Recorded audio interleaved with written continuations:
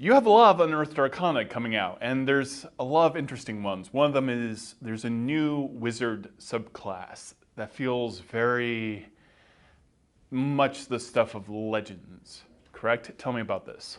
So this week in Unearthed Arcana, we unveiled Onomancy, a tradition of wizardry that focuses on the magic of true names. Now, true names, of course, are a big deal in real-world folklore. This idea that you can gain special power over someone or something by knowing its true name. This motif appears in many folk tales, in many fantasy stories. It's even something that already is in D&D. There is some commentary about true names in the monster manual. Demons don't like their true names being used. And so we thought, as has been done before in D&D's past, that we would explore Onomancy as a form of magic, and in this case specifically for the wizard. And so what we did is we created this subclass that allows the wizard to gain advantages over particular targets by knowing their true name. Now, one of those advantages is literally having advantage. I mean, rather, them having disadvantage on some of their rolls because you have uttered their true name. Which is already so mean. Yes. It's very powerful. I mean, of course, that's what you want. And that's like second level. Yeah. Yeah. And we've also given this wizard a suite of different abilities that they can choose from to modify the effects of a spell. Right. Again, all relying on the wizard knowing the true name of the person they're targeting. These are things like causing it to deal more damage, again, making it harder for them to save against the spell.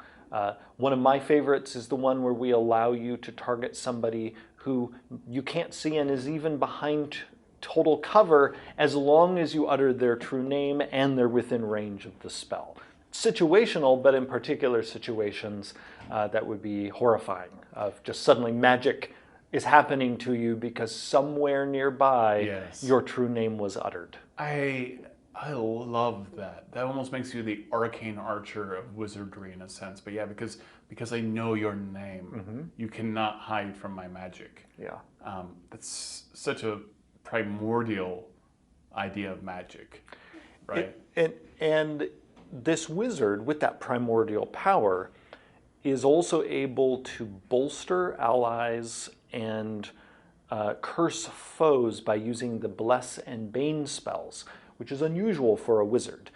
Those spells are typically associated with a class like the cleric, but this wizard, thanks again to the power of knowing someone's true name, can utter like an ally's true name and use that magic to bless a group of people, or the opposite, utter a foe's true name and then cast bane on a group of foes.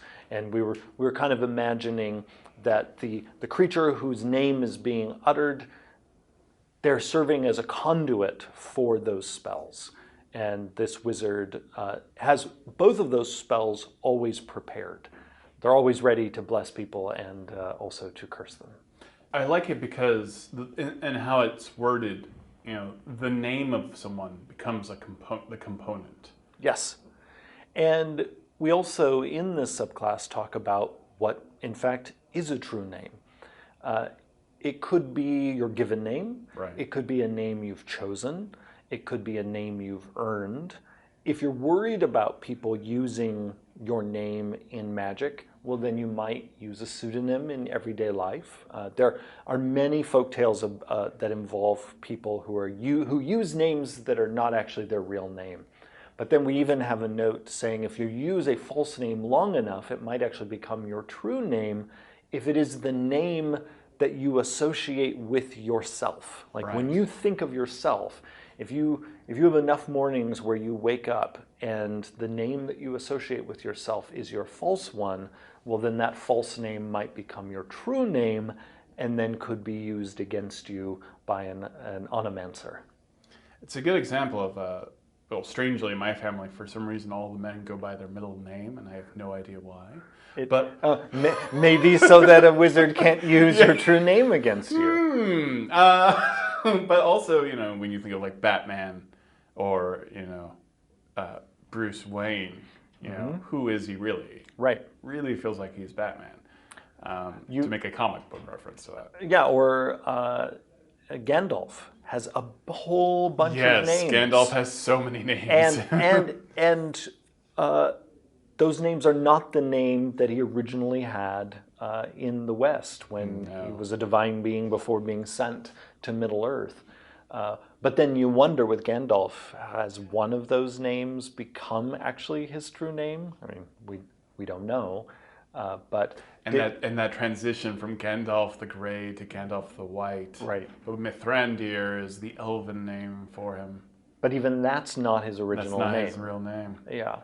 I feel terrible that I forget his real name right now. You have to go to the Silmarillion for that. Yeah, no, I know. I have the Silmarillion. I don't want to utter it because if I did, he might appear. Please utter it, because if Ian McKellen just pops in, that's fantastic. It wouldn't be Ian McKellen, it would be Gandalf.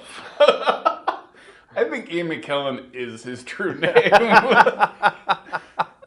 No, if it would summon Ian McKellen, I would say it. I would say it as many times as necessary. Until he got very cross with you. Yes.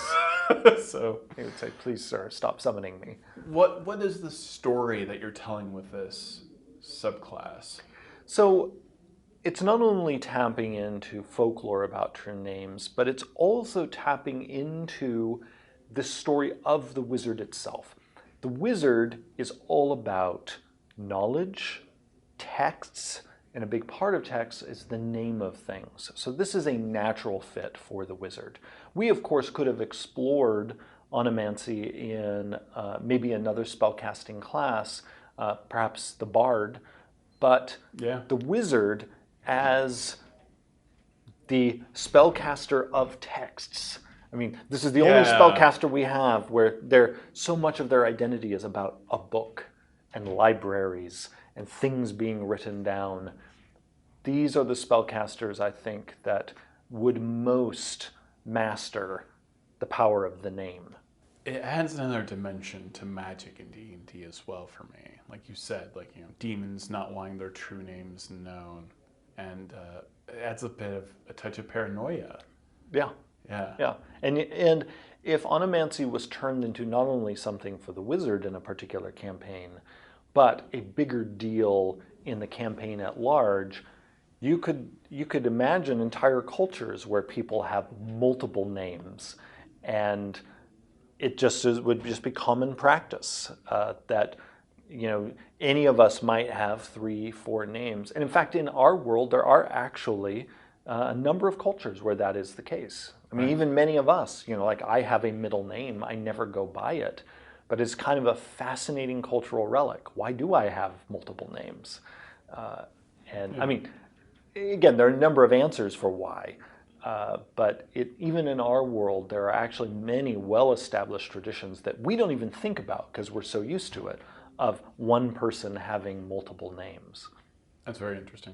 Yeah. Yeah, I love this brand of magic, and being able to change out and swap out the effect that you can place on any spell is, if you want to be the most wizardy wizard right now, that's what it feels like for me. Right. I can really attune my magic very specifically for a great effect, but I have to think about it ahead of time. Mm-hmm. I needed to decide what kind of wizard I'm going to be using these names. And if you are meeting somebody for the first time, you could try to get their true name out of them using your extract name feature. Right.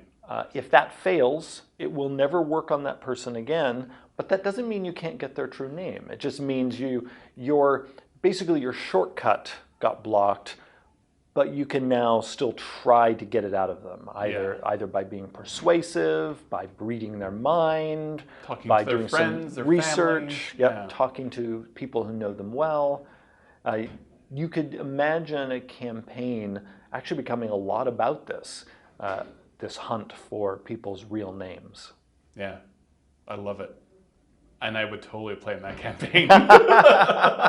when a name becomes more important than an artifact or a powerful spell, or defeating this great creature, when you can make an entire campaign about finding certain names, that lends itself to a whole new kind of campaign. I think that's very exciting. And I would love to see this trigger in a group of characters suddenly this awareness of, really, what is my true name? Yeah. Like even us as players and DMs could ponder this in the real world. Yeah. When we hear our name, do we really associate ourselves with it?